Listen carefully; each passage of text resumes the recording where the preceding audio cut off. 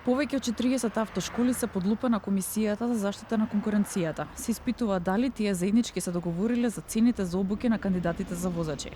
Претседателката на Комисијата Малинка Силјановска Николич за телевизија 24 вели дека се проверува дали автошколите картелско се здружиле. Во оваа постапка беа опфатени над 40 автошколи. При увидот кој што го вршеше комисијата се констатирани индиции кои упатуваат на можност за нивно согласено однесување, поточно картел при формирањето на цените за обуката на кандидатите за возачи, што представува потенцијално прекршување на членот 7 став 1 од Законот за заштита на конкуренција. Моменталниот ценовник е драстично зголемен, односно околу 33.000 денари, за разлика од износот пред 10 години кој изнесувало околу 19.000 денари.